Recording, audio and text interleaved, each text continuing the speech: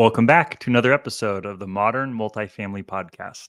I'm your host, Mike Wilbur, and I am very excited to share today's conversation with you. If you attended NAA Apartmentalize, or if you have a LinkedIn account, you know that GoldOller Real Estate Investments stole the show. They're an owner-operator that made a big splash this year with a dynamite booth presence and sending over 100 employees to attend the conference. They were visible, they were everywhere, and after the conference, it's almost heated up even more.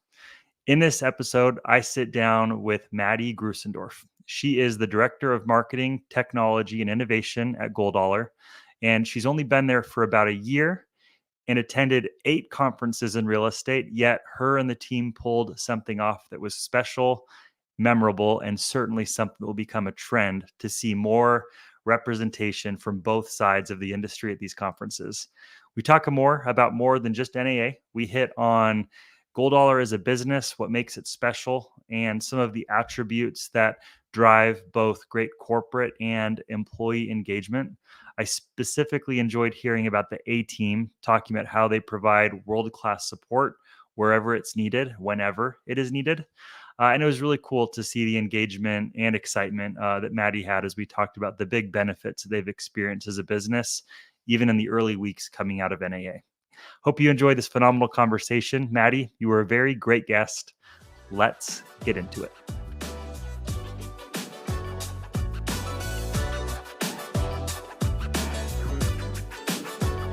Maddie, welcome to the podcast. Thanks. Hey, really excited to spend some time with you today. The last time you and I actually connected in person was about 6 years ago in New York City. You were with Brookfield. I was with G5. A ton of life, both personally and professionally, has probably happened since then. Absolutely. So why don't we start with a little bit about your work and your role at GoldOller? Sure. So I've been with GoldOller. It'll be a year next month. So, just talking about how quickly or how long time goes by, I can't believe that I've only been here a year and that I have been here a year. So I am Director of Marketing, Tech, and Innovation here at GoldOller. And this is the first time that they really melded innovation tech with the marketing role. So it's a new role, not only for me at this company, but for the company itself. And you all own and manage all of your properties. Is that correct? Correct. So about 15% is third-party managed. The rest is owned and operated by GoldOller. I'm seeing more and more titles kind of emerge on the client operator side of the industry like yours, where it's no longer just marketing, technology, innovation, strategy. Has that changed, like how you find yourself spending your time? I'm sure it's much wider than just one facet. I'd love to hear about like the role design. Yeah, sure. Well, and it's interesting too, because the last company I was at, Veris Residential, I was director of corporate marketing there. And then as time went on, I became head of innovation, kind of out of growth that was happening at the company and bandwidth for me too. So when I came to GoldOller, the fact that they had already identified that they wanted a role for marketing and innovation really excited me, because I really loved the innovation work that I was doing at Veris. Because for me, not only, I'm a project manager at heart. So not only do I love creative, do I love marketing, but I love being able to step back and look at all the departments of a company and really figure out how to make them all most effective and how to essentially project manage the whole company, if you will. But what I found here, not only in multifamily, is you need the tech and you need the innovation so bad, because multifamily is one of the hardest industries. I'll say that, biasly, obviously, to innovate in, because at the end of the day, everyone needs a home.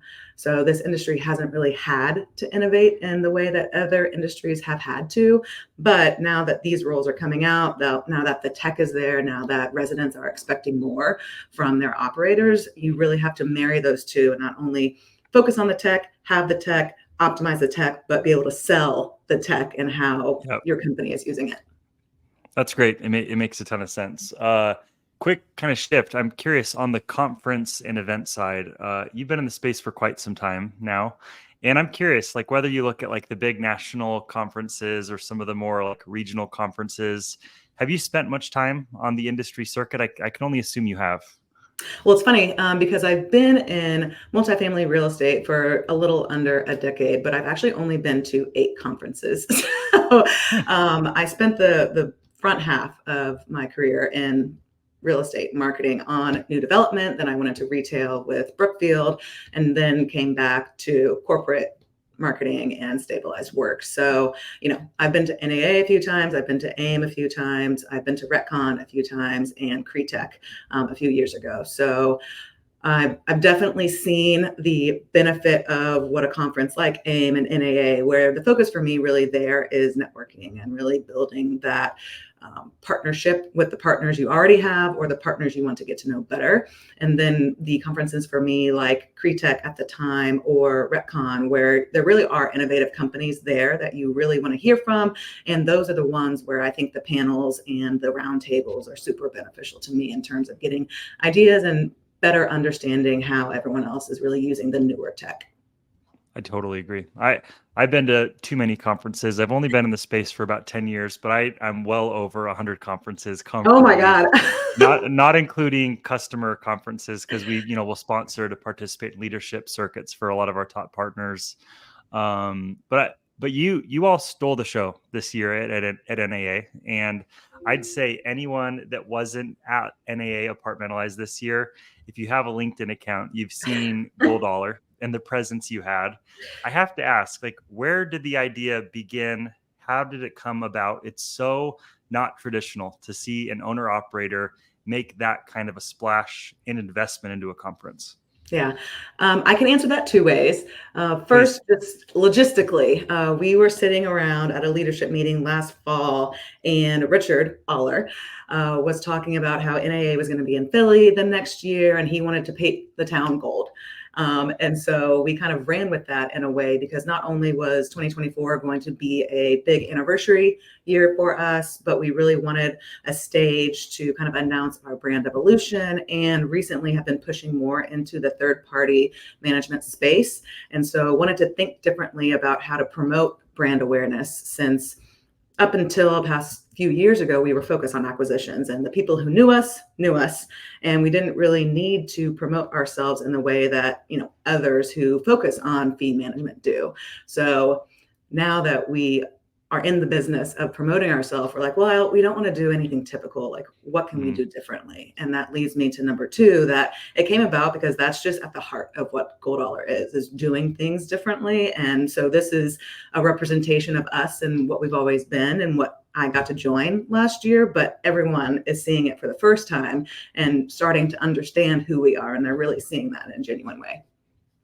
That is awesome. There's a Doja Cat paint the town red, and as soon as you said paint the town gold, I don't know why I started like humming it, but I was paying attention the whole time. Side note. Anyways, I'm curious, like, as you think about the investment it takes, conferences are not cheap. In my world, huge part of the marketing, dollar goes into conferences. And as such, there's always this obsession over like, how do we measure the return? Mhm. Or is this going to be recruiting? Is this going to be brand, pipeline, revenue, sales? Like the list is long, but you have to have some sort of hypothesis. Did you all debate like the why or getting specific on what outcomes you wanted, or was this just pride in Philly and pride in this big anniversary? And it's interesting because in terms of like the nitty gritty, like, did we math it out? No. Did we understand that this was going to be a giant investment and going to be a risk? Yes. Did we debate on that for a long time? No, because I go back to kind of like the core of our brand is we want to make a splash. We want to do things differently. And for us, once we commit to, we do ensure that it is going to be what we commit it to be. But then also at the end of the day, if it wasn't, then it wasn't. And we try something different. So that's one of my favorite things about this company too, is it's so entrepreneurial and such, one of our key differentiators is kind of an owner's mindset is what we say. And not only because we are owner operators, but because that really trickles down to every director, to every regional, to every community manager. You are not only given the opportunity, but you're expected to be an owner of your own work. And so with that, you also have to show up and actually bring that expectation. But it's funny that you say that because going back to kind of expectations of what this would do, Sure. our highest expectation was that we just need to make a splash. And like, when Jill called me and she was like, well, we bought the booth, 800 square feet. I was like, she's like, It's big. get it done. Okay. Never having done an expo before, but I knew, like, my headline in my brain was, this has got to be the best booth at the conference. Not only because we were the first PMC to do it, not only because we are showcasing our brand evolution for the first time, but because people need to understand that when we do show up, like, it's going to be done to a T, and it's going to be done in a really memorable way. But I mean, outside of all of that, I was actually looking at our LinkedIn this morning and just looking at Monday the 17th through the 10th, or like essentially that week of the conference. And then the following week, we had 180 increase in page views and follower growth on our LinkedIn. And the top 3 categories of new followers were real estate, trust and estates, agents and brokers. We had a 200% increase in unique visitors, and 20% of those were in the field of business development. And lastly, I'll say that we hosted a VIP happy hour on Wednesday night. And that was intentionally to not only bring other owner operators, other investment partners, our current investor partners, other partners that we had, or other vendor partners that we had partnered with to date, but to kind of bring everyone into the room and say, hey, GoldOller brought all of you together. We had a call yesterday with a deal that's kind of been lagging for the last few months, and we just closed it yesterday, and he was at our happy hour. So in terms of ROI, I mean, obviously one deal can pay for the entire event. So it went well. It's so cool hearing you talk about this, and I'll just share a few reasons why. I think you look at the sea of saints, and it's just a reality. There's 800 plus people advertising and competing for time, and to see one company that stood out for a whole bunch of reasons, like the local energy that came behind your business, the reality that it was an owner operator showing up as an exhibitor, which just was so unique. The placement in the back left, you kind of had this even bigger than 800 square foot ambiance based on the corner you were, which was probably by design. I have to ask, if the goal was this has to be the best booth at NAA, I'd love to hear about the brass tacks. When it went into thinking about, swag activations or design, there must have been agencies or people involved. What did that look like to turn the concept of let's be the best this year, let's paint the town gold into reality? Yeah. And it's actually funny. That was not intentional to have that backspace. We were so late in the game purchasing it that we were placed in the back. But the best part about that is we're like, man, this placement sucks. How are we going to make sure that people come to us? And because the booth was what it was, and because we had 135 obnoxious gold hats walking around the expo, people were coming back to us saying, hey, everyone said that I have to come see this booth. So that just worked out really well for us. But in terms of execution, so not only was there the NAA, the expo aspect, but every year, and this is kind of another reason that it turned into what it was, is every year we have an annual company retreat, which is called Go Meet. We bring in all of our home office, we bring in all of our community managers and all of our service managers to kind of a big company hurrah. So we decided to partner those things together this year at NAA, which is why we had 135 employees there. So not only were we planning, executing the booth, the parties, the events, the swag, but we were also executing sun up until sundown events, additional parties, additional swag for our employees as well. So it was just a giant undertaking, to say the least. But I think that's the reason that, it was so impactful. So it completely worked out. But at the end of the day, for me, it's about choosing the right partners. I'm one person. I cannot do it all. I don't want to do it all. And I rely heavily on choosing the right partners to make sure that we make the biggest impact possible. So when that came to the booth and I started, like I said, I'd never done an expo before. So a lot of it was reaching out to my vendor partners actually who had cool booths in the past. And I was like, who do you use? Like, how do you even start? Love it. And then, I mean, I am a millennial, so a lot of it was just key Googling myself. Yep, totally. Yeah, and I found this really cool company that every booth that was on their website, it just looked really different, and everything looked really unique. And you could tell that they not only partnered with people that wanted to do something different, but their execution was really, really well done. So that's the experiential group. I reached out to them, had some initial conversations, really vibed well with them. And I was like, okay, they get it and they can definitely accomplish it based on the examples that are on their website. Now, how do I sell in that we should, be spending what we should on this booth, which, by the way, was probably still a tenth of what other people purchase or spend on their booths, just because I know what some of those cost. So kudos to them. They did all the hard work, right? They designed, they built, they took down, they executed amazingly. And then when it comes to the VIP happy hour, we partnered with Peak. So, when I say it's all about partnership. Peak, when I choose a partner, like we just recently, no, not recently, at the beginning of the year, rolled them out portfolio wide. So I really wanted to highlight our partnership with them. And I wanted to show other investor partners and other people at that happy hour. It's like when GoldOller chooses a partner, it is someone that we really commit to and we really believe in, and we want to show you off in front of each other. And actually we were on a call with Peak the other day. And, he's like, well, you broke our back-end analytics because you have so many views.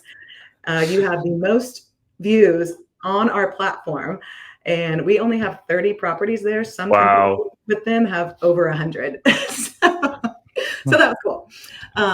But then at the end of the day too, the best partnership that I have is with the other leaders at my company.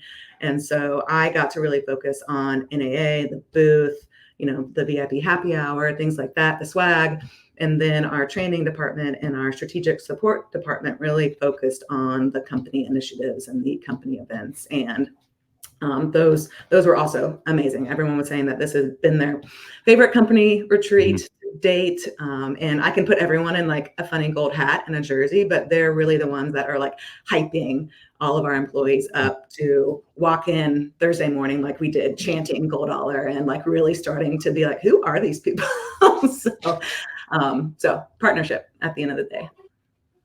It's so cool. I was not going to ask who you worked with because I thought that might be like a little secret. So for anyone who makes it to minute 13 or 14, you sharing the experiential group, I'll tag them in the show notes. And I think it's cool that you highlight the ability to kind of do this with, vendor partners as well. I know Austin Lowe, the team at Peak, very well. Big fans of that team and the tech. And I think they have like the right, approach to do things that are hard to measure, but impactful. So it's cool to hear kind of the total collection come together. In my experience, and I'm sure, you're glowing. There's this like intangible benefit when you get this kind of thing right, which is that your employee confidence goes up too. You drive more engagement, you drive more hype, and that's a superpower if you ask me in business. Well, absolutely. And because not only for a lot of people, for a lot of the employees that came, the community managers and the service managers, this was their first NAA. So that's in itself just a fun and exciting time. But then also for them being able to walk around the expo floor, for people coming up to them being like, who are you guys? Like, I love your hats. I want one. I saw your booth. It's so great. I had more employees coming to the booth telling me like, this is so exciting to be a part of. Like, I'm so proud of our company. And so that is priceless, no matter how many deals we got out of the VIP happy hour or what increase we got on LinkedIn, like the loyalty and the pride of our employees, like happy to work for us and promoting us. And, the loyalty that buys is unlimited. Totally. I love that. Well, hey, I want to go down one more like thread with you today. In a recent LinkedIn post, you shared that GoldOller has demonstrated that we're committed to doing things differently as a company, whether through on-site services, highlighting our people, or activating our communities. And I'd love to dig in here. I know you're focused more on corporate, tech innovation and marketing, but from your perspective, you've been here for coming up on a year. Like, what are some of the things that you see GoldOller doing differently that stand out for either your, investors, your company as an employee group, or even your residents? Yeah. And I touched on this in a few different ways, but like I said, like this company really does do things differently. And I don't say that lightly either, because I have bounced around, coming from startups to, the Brookfields of the world to, I started at an advertising agency that was the largest private advertising agency nationally. So I Whoa. definitely understand what it feels like to have your name known and to run a very tight ship. And then I also know what it feels like to have the ship being built while you're trying to not drown. So, Yeah. what I find here is that they really pride themselves on, okay, when everyone's going left, we go right. And not just to do things differently, but because that comes back to the core of what they think works. Because if you can't just follow what everyone else is doing, and again, not just not to follow it, but because we want to feel unique. We want our people to feel empowered.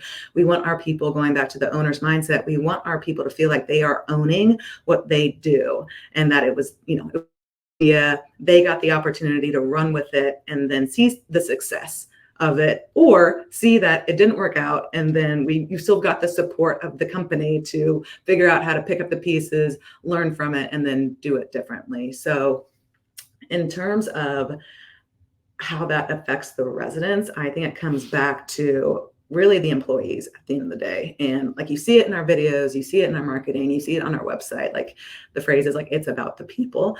And I have never been at a company where the employee loyalty is so strong. I mean, the tenure of the company as a whole is something like 3 or 4 years. The tenure of the Wow. leadership, everyone's been here for over 10 years. And when I came in to this company, especially coming off of like a Brookfield, and it's such a large company, you're proud to work there. It's a big company, but like, it's not the same pride in terms of at this company where everyone knows each other's names. Everyone knows, like, oh, hey, I know this company, or I'm sorry, this property is struggling because I know, like, Ashley is going through something. So like, let's send out some extra support, to that property. And it's very unique. But anyways, so not only the owner's mindset that allows people to kind of run their own show in a way, but then I go back to like this idea of strategic support. So we have about 70 employees at our company that fall under what we call GoldOller activated, and we call them our A team. And essentially we send them to properties when extra support is needed. And what that turns into is not only properties being better supported, but employees being better supported. And at the end of the day, if these employees feel supported, feel company loyalty, that is going to show itself to the residents because they're going to be better served. And ironically, when we are at NAA, our president, Jill Hinton, ran over to the Wide Whale booth, and she picked up a flyer because it had our name on it. And it was showing that GoldOller was #1 for positive on-site employee reviews. And I just think that is such a testament to what I just said. So at the end of the day, as a corporate marketer, my clients are the investors, like, who we're speaking to as a company, but they're also our employees, because I think in property management, the most important person to keep happy is your employee, because if your employees are happy, then your residents will be happy. 100%. On the wide wheel comment, I saw a post that they did recently ranking, and saw you like boldly at the top. Did you already know that? Was that something No, you all? no. That's amazing. And that's what it was so crazy, because that happened on Thursday, while like the booth was out for the first time. Everyone was already like so excited, and then Jill comes over like waving this piece of paper, Yeah. I love So it. it was a fun day for sure. That's cool. And one last question there on the A team. That is unique. I see that at a much smaller scale. with some smaller mid-sized operators, both third party and owned. But I mean, you look at like why companies like In-N-Out or Chick-fil-A win on repeat, like they do something similar. They have this team that's highly trained, tenured, that when they're onboarding a new store, they fly out their squad to make sure that people get world-class shadowing, coaching, development, and it just expedites, the ramp into being great. And I think once you get people great, it inspires them to want to stay longer so they can probably be on the A team. So wherever that idea came from, man, hold on to that. That's really, really cool. Well, and to your point, exactly. So not only is it a support tactic, but it's also like a growth career tactic, I'll say, but it encourages people that when they join with us, like it's not just you're doing this role. It's not an entry level leasing consultant role that you'll be here for a year or two. Like when you join with this company, we really pave out what a career path could look like for you. And it's important for us to feel like you are, maybe if you're not literally, being promoted in your certain role, like you're given other opportunities like this to feel like you're growing and learning and mentoring, so you don't feel stuck and you feel like you're a bigger part of the company. It's smart. We're going through something very similar. Our business is 13 years old, remarkable tenure, and we're realizing that there's responsibility we have to communicate career pathing, both vertical and lateral in the business, so that people can feel compelled to stay for another 13 years. And so we're going through an exercise now, and we're seeing benefit quickly as we just communicate, hey, this is what a 5-year plan can look like in marketing or sales or product. And I think that kind of stuff, you sometimes assume that your employees connect those dots, but you realize that you have to make it clear to them that, hey, there is a path here to find more ownership or compensation or autonomy or whatever it might be. So it's important, I think, for anyone listening to think about that, especially when it comes to engaging and retaining early stage employees. 100%, especially when a lot of the on-site roles, it's very fresh people, whether it's like their first job, they're doing this to like figure out what they want to do long term or something to that effect. It's like, well, no, you can have a home here and you can grow here. So, and then, if you do that correctly, then you have that loyal employee that's been there for 10 years. Jill, our president, started out as a regional manager. So, I love that story every single time I hear it. When you see someone who you just have on a pedestal as this like world-class leader, and they are, but you realize that they were in this chair one day too. It's pretty inspirational when you realize that, it's all about, shooting high and getting there with a ton of support. Yeah. I will say though, I think that's a multifamily thing too, because the more conferences I go to, the more people I meet in this industry. It's like, oh, I've been in here for 35 years. And so once you're sold on the industry, you stick. I think you are right. Well, I've got one last question for you, Maddie. We're gearing up to accelerate into the back half of the year. A lot of people are starting budgets already or plans for 2025. Your role is pretty wide, spanning, marketing, innovation, and strategy. Is there anything that has you excited personally, professionally, or in the world of GoldOller? I would say, well, professionally, I mean, this is an exciting time for our company, and I'm really excited for how and where we take it for the latter half of the year. I actually pitched a really exciting idea to Richard last night that he loved, that I will say no more about right now, but it would be very cool if we pull it off. So stay tuned for that. And then it's actually interesting. I would love your thoughts on this. I've talked to this idea to a few tech partners, but just the idea, and it's not something that anyone is doing that I know of right now, but just the idea that these different tech partners start working together, where you really, for an owner operator, like you really start to say like, okay, like if I want a true like AI package, or if I want a true whatever package, like I need these 3 companies and I want them to work together. And maybe I don't have the budget to execute portfolio wide to get the rebate that I need to actually execute with them. But if they somehow work together and were able to sell me a package to get what I wanted, then I could execute. And, it's this idea again of, I think a lot of tech companies are trying to do it all. They're trying to check the boxes for every AI thing that they can. And I know that this other company is doing it, but we're also starting to do it. And I'm like, if we could just work together to be more effective as an industry, I think we could get further a lot quicker, but I don't know if that'll actually ever come to fruition. So. I think it will. And I think it takes you driving that, not just the vendor partners. And in my experience, specifically at G5, I first got elevated into a VP role right before I met you. And that position was business development, which is used kind of in two folds in tech. One is sales and Yeah. one is partnerships. And so I was the head of partnerships and built out a partnership org to both have stronger integrations but better channel. So we could do the things you just talked about so that we could Mhm. co-sell with other technology companies who maybe had a leg up on one area so we could Yep. come in to complement each other. And in all of the deals that I brokered in that like 2.5 year window, really focusing on biz dev, the times it was most successful was when we had a Maddie on the other side helping drive. And so I Yeah. think it really takes like both getting aligned.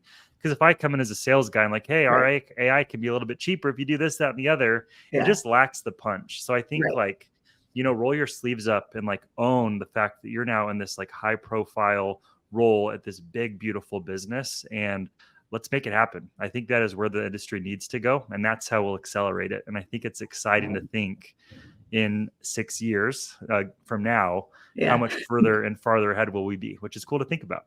Yeah. Sending out the PSA now. Yep. Well, if that idea that you pitched, Richard, ends up materializing, we'll have to get you back on the show. Uh, Absolutely. and I'd say for today, Maddie, you've been an amazing guest. Thank you for sharing some time with me and all of the listeners, and I'll wish you an absolutely amazing weekend. Thanks for having me.